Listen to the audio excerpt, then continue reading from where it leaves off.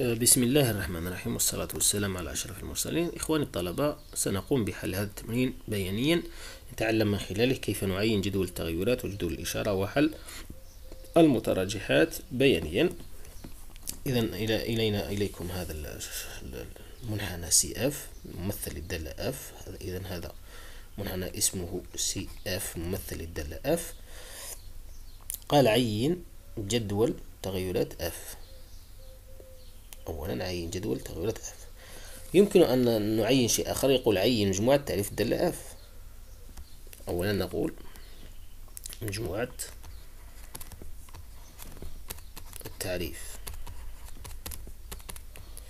مجموعة التعريف هنا أبنائي، أول شيء عليكم أن تركزوا معي فيه أن دائما مجموعة التعريف هي الأشياء التي تتعلق بمحور الفواصل. ها هو مجموعة التعريف. إذن كيف؟ يعني ها هو محور الفواصل. أنتم دائما ركزوا على محور الفواصل، هو الذي له الحق في مجموعة التعريف. يعني من ناقص ما لا نهاية نبدأ المسير، نصل إلى هذه القيمة. كم هي؟ الناقص 2. هي عبارة عن جدار، يعني لا تسمح لك بالمرور. ثم تكمل المسير إلى الزائد ما لا نهاية، يعني تصبح دي اف من ناقص ما لا نهاية. وجدت هنا جدار، يعني لم يسمح لنا بالمرور، إذا نتوقف عنده. هي ناقص 2 ولكن المجال مفتوح. ثم أكملت المسير من ناقص 2 إلى الزائد ما لا نهاية. هكذا مجموعة التعريف، يعني تتحدث معها على محور الفواصل فقط. الآن نأتي إلى جدول التغيرات. اكتب جدول التغيرات للدالة F. نبدأ نرسم. لاحظوا جيدا هكذا. جدول التغيرات هو ما هو موجود، ركزوا معي. فيكم من يقول المشتقة يا أستاذ. لا، هذا الأمر لا يتعلق بالمشتقة، لأن نحن ما زلنا في مراجعة في السنة الأولى، والسنة الأولى لا يقومون بعملية الاشتقاق. ركزوا معي. هنا قلنا إكس من ناقص ما لا نهاية. ركزوا إلى ماذا؟ إلى تلك الجدار اللي هو ناقص 2، ثم إلى الزائد ما لا نهاية. هذا المنطقة الممنوعة هكذا، يعني منطقة ممنوعة، الدالة غير معرفة عندها. وهنا نملأ ماذا؟ نملأ ب اف لإكس. نبدأ نلاحظ. لاحظوا أبنائي، ها هي الآن تنزل. لاحظوا إنها متناقصة، هي تنزل هكذا. لاحظوا الأسهم. إذن كيف نفعل؟ نقول هكذا بهذه البساطة. لو نلاحظ الآن إلى الجهة الأخرى، لاحظوا تنزل إلى أن وصلت إلى تلك القيمة الحدية الصغرى، يعني تصبح هكذا. ثم عادت مرة أخرى.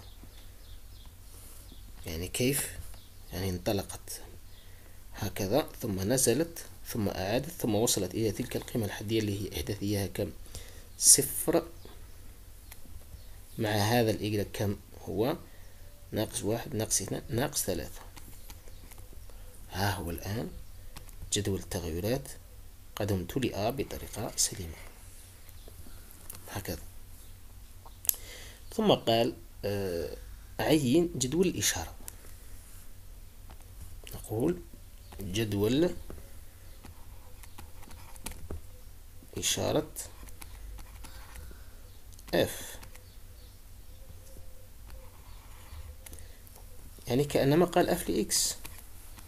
لماذا أبنائي؟ ها هو يعني يتحدث عن هذا الشيء. كيف نفعل؟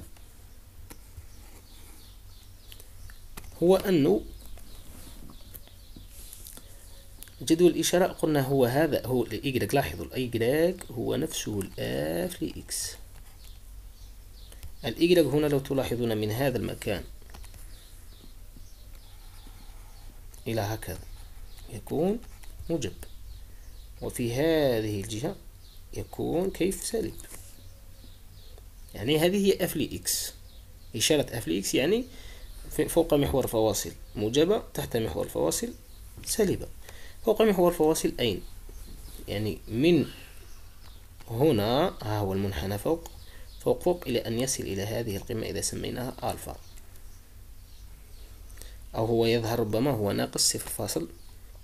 هو ناقص هنا، ها هي القيمة هي ناقص 2.5. ثم عندنا كذلك هنا اللي هي كم؟ ناقص 1. المنحنى من هنا إلى غاية هذا المكان، ثم من هنا إلى غاية هذا المكان يقع فوق محور الفواصل. لاحظوا، يعني نقول ماذا؟ نقول بهذه البساطة. إذا قلنا نقول نجعل جدول صغير. ركزوا معي ستتعلمون بإذن الله كيف نعين جدول إشارة الدالة. هكذا هنا عندنا إكس من ناقص ما لا نهاية إلى الناقص 2 لأنها غير معرفة عنده، وإلى الزائد ما لا نهاية. هنا علينا أن نجعل هكذا لأن الدالة غير معرفة، منطقة ممنوعة. وهنا اف لإكس، ونبدأ. قلت من ناقص ما لا نهاية إلى غاية هذه القيمة اللي هي كم؟ ناقص، نعم ناقص 2.5. هكذا هنا تنعدم. المنحنى هنا يقع فوق. كلمة فوق معناه نضع هنا زائد. ها هو أمامكم، هو يقع فوق محور الفواصل. ثم ماذا؟ ثم بدأ وقع مرة أخرى تحت ناقص محور الفواصل. ثم من هنا إلى هنا إلى ماذا؟ إلى غاية ناقص 1. هنا لما نجد هكذا يعني يقطع محور الفواصل. النقطة التي يقطع فيها محور الفواصل نقول اف لإكس تساوي 0. هذه قاعدة. هنا يقع فوق، ثم هنا يقع تحت. بهذه البساطة قمنا بماذا؟ قمنا بتعيين جدول إشارة اف لإكس. قلت ركزوا معي، فوق يعني المنحنى فوق محور الفواصل زائد، تحت محور الفواصل ناقص، تحت فوق محور الفواصل زائد، تحت محور الفواصل ناقص. وها هو محور الفواصل ومفترق الطرق. المكان الذي يقع فوق نقول زائد، الذي يقع تحت نقول ناقص فقط. الآن نأتي إلى حل بيانيا المتراجحة. ما هي؟ اف لإكس تساوي 0. الحل نقول هنا حل اف لإكس أكبر أو تساوي 0. لاحظوا أبنائي، لما يقول اف لإكس قل دائما يعني عينك تكون على المنحنى. عينك دائما لما يتحدث عن اف لإكس عينك اجعلها على المنحنى. المنحنى هنا اف لإكس أكبر من 0، يعني ماذا؟ المنحنى أو المجال، نقول هكذا، المجال الذي يكون فيه المنحنى فوق محور الفواصل، لأنها لاحظوا اف لإكس أكبر من 0. لو قال مثلا اف لإكس أكبر من 1 أو تساوي، نقول المجال الذي يكون فيه المنحنى فوق المستقيم y يساوي 1. y يساوي 1 ها هو أبنائي المكان الذي يكون فيه المجال الذي يكون فوقه. ها هو مثلا المكان الذي يكون فوق، في هذا يكون منحنى. يعني المجال أين هو؟ المجال هو من ناقص ما لا نهاية إلى غاية هذه القيمة ربما ألفا، وهنا كذلك من ناقص 2 من هنا إلى هنا إلى غاية هذه القيمة كم تساوي. هذه فيما يخص اف لإكس أكبر تماما من الواحد. الآن هو قال اف لإكس أكبر أو يساوي الصفر. هنا كم؟ ناقص 2.5، وهنا كم؟ ناقص 1. يعني ما هو المكان؟ ها هو المنحنى الآن فوق من ماذا؟ دائما تحدثوا مع محور الفواصل. إذا نقول اس اللي هو مجموعة الحلول من ناقص ما لا نهاية إلى غاية ناقص 2.5 أكبر أو يساوي المجال هكذا مغلق اتحاد ماذا؟ اتحاد من ناقص 2 لأن المجال يكون عندها مفتوح لأنها غير معرفة إلى غاية ناقص 1. هذا هو المجال الذي يكون فيه فوق محور الفواصل. الآن لو قال اف لإكس أقل أو تساوي ماذا؟ أقل أو تساوي الصفر. يعني ما هو المجال الذي تكون فيه الدالة تحت محور الفواصل؟ يعني هكذا اف لإكس أقل من الصفر.